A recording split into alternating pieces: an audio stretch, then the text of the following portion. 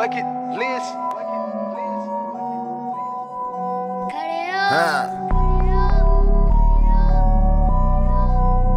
Scooch.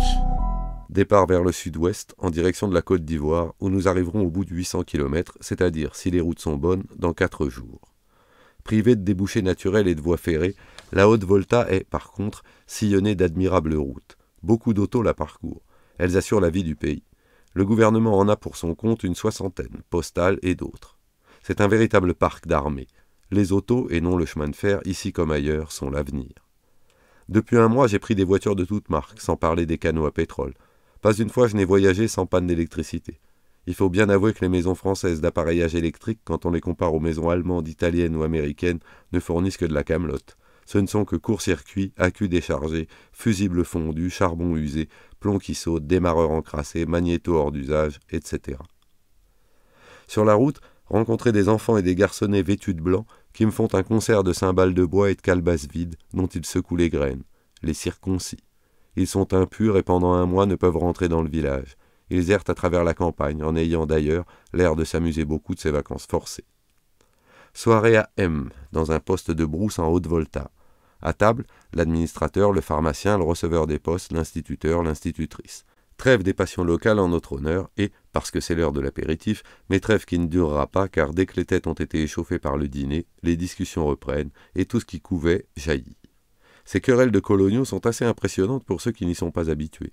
La civilité tombe tout à coup et fait place, une vraie tornade, à un échange foudroyant de propos acerbes, dans l'atmosphère chargée d'électricité.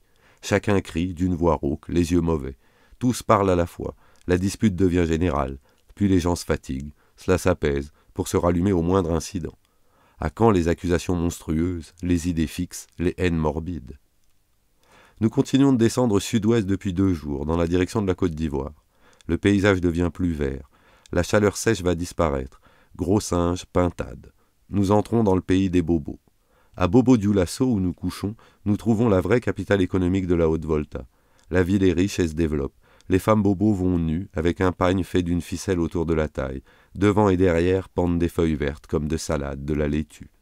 Leur corps est si beau qu'elles étaient jadis l'objet de la convoitise des traitants.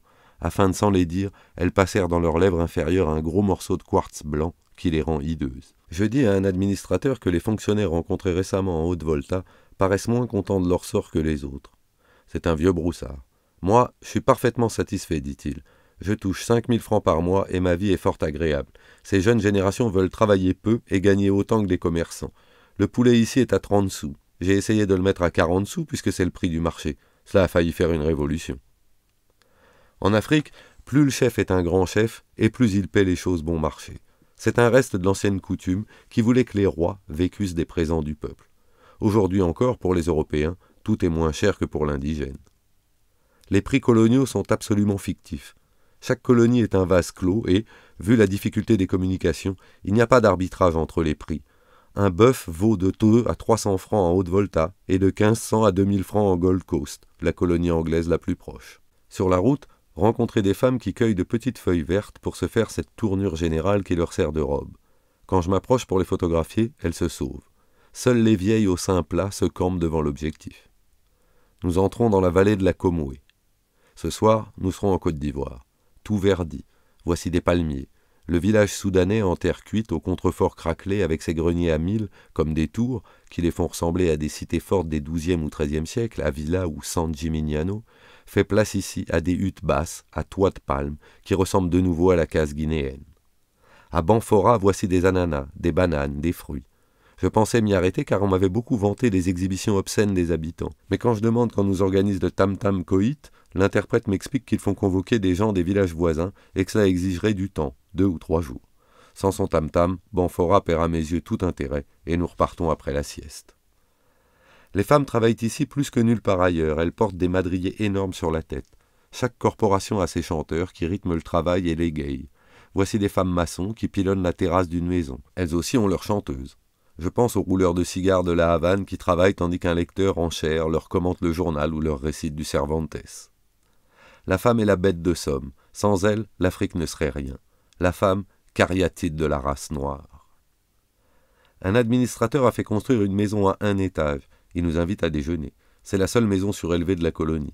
Dès qu'on a monté l'escalier, la chaleur est intenable, mais cette imitation architecturale des climats tempérés le remplit de fierté. Il est curieux de voir combien peu de coloniaux sont sensibles aux vertus profondes du noir. Les uns les nient, les autres se contentent de dire « ce sont de braves gens ». Mais le parfait naturel, la bonne humeur, la douceur des nègres, qualités négatives, n'apparaissent plus à ceux qui résident depuis trop longtemps en Afrique. Quant à leur beauté, on n'en parle jamais. C'est une joie constante pourtant, la plus grande joie du voyage et qui fait oublier la monotonie de ces milliers de kilomètres dans la brousse. Corvées d'eau, de bois, matin et soir, nègres voyageurs, danseurs, ces corps huilés, ces dos satinés par la sueur et qui prennent une patine de haute époque, la largeur des épaules, la cambrure des reins, l'avancée du ventre, les seins des femmes que le portage met en pleine valeur, la perfection des jambes, la petitesse de la tête. De la mortalité infantile peut-être, mais presque jamais d'infirmes, de bossus, de mal conformés comme chez nous. Quelle souplesse de bête, quelle noblesse du repos, des stations, quelle grandeur dans la marche, quelle perfection féline dans la course. Quand je pense à l'Algérie, aux Arabes, à tous ces peuples emmitouflés dans des serviettes éponges, dans de vieilles couvertures de lit comme des serpents, je me dis qu'entre le noir nu de l'Afrique centrale et l'athlète nordique des clubs finlandais ou des universités américaines, sauf quelques beaux Chinois, le monde n'est que médiocrité physique. Auprès du jaune qui se récuse devant la vie, comme le noir paraît ouvert à tout, avide de connaître, sociable, adorant les voyages, passionné de la vie sous toutes ses formes, mouvements, sons, couleurs. Ce soir, vers 10h, il y a pleine lune. Nous entendons les tambours de tam-tam dans un village assez éloigné des maisons européennes. Nous nous y rendons à travers de petites ruelles où chaque case à mur rond fait des cercles d'ombre. Une porte étroite. Nous pénétrons dans une première cour qu'éclaire seule la lune. Je vois un cheval et des moutons tout bleus. Puis m'avançant par un deuxième couloir vers une deuxième cour, le long du mur, j'aperçois l'orchestre. Un gros tambour, 3 hommes ayant leur balafon pendu au cou, en chemise, coiffés malgré la nuit, du grand chapeau de paille fine à rondelles de cuir. Le chef du village fait apporter des chaises et s'assoit avec nous, ses petits-enfants à ses pieds et 2 falots.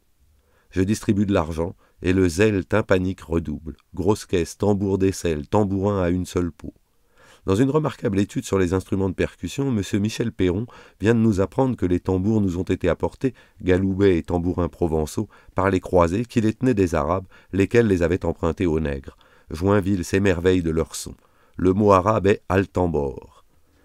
Bientôt, le village entier accourt. Les gens se massent sur les murs, sur les toits.